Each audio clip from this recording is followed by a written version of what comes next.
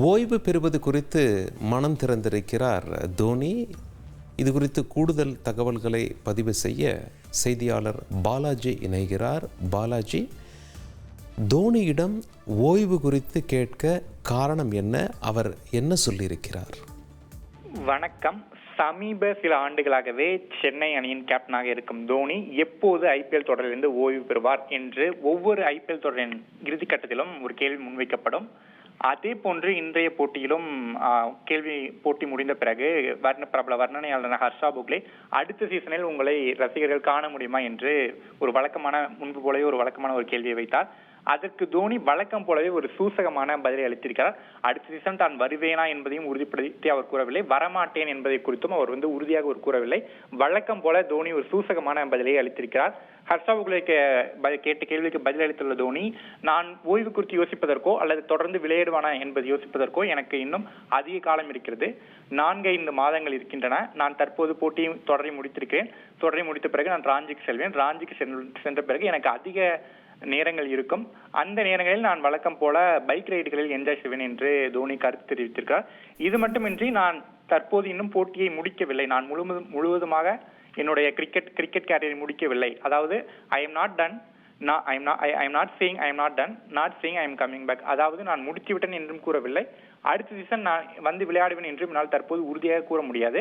என்னுடைய உடல்நிலையும் என்னுடைய உடற்தகுதியும் தான் அதனை நிறைவு செய்யும். அதாவது என்னுடைய உடல்நிலை சிறப்பாக இருந்தால் தொடர்ந்து விளையாடுவதற்கு முயற்சிப்பேன்.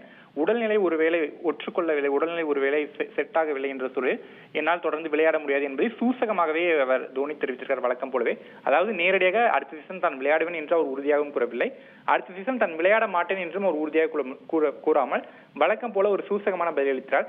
தோனி குறித்து கடந்த சில ஆண்டுகளாகவே அவர் எப்போது ஓய்வு பெறுவார் என்று கேள்விகள் தொடர்ந்து முன்வைக்கப்பட்டு வருகிறது. ஏனென்று பார்த்தோம்னால் அவருக்கு 43 வயது ஆகிறது. கிட்டத்தட்ட சென்னை அணிக்கு பல கால ஆண்டுகள் கேப்டனாக இருந்திருக்கார். சென்னை அணிக்கு 5 கோப்பைகளையும் அவர் வெற்றி தந்திருக்கார்.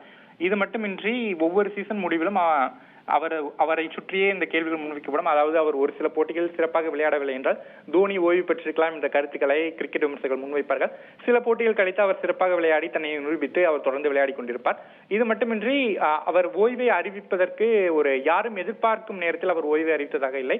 ஏற்கனவே முன்பு டெஸ்ட் போட்டிகளில் இருந்து ஓய்வு பெற்ற போது கூட மிட் சீசனில் திடீரென ஓய்வு அறிவித்தார்.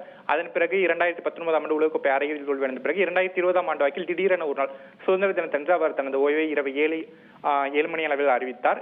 இது மட்டுமின்றி இந்த சூழலில் அவர் நேரடியாக ஐபிஎல் போட்டிகளும் ஓய்வு எடுப்பதற்கு வாய்ப்பில்லை, அதை ரசிகர்களும் அறிவார்கள்.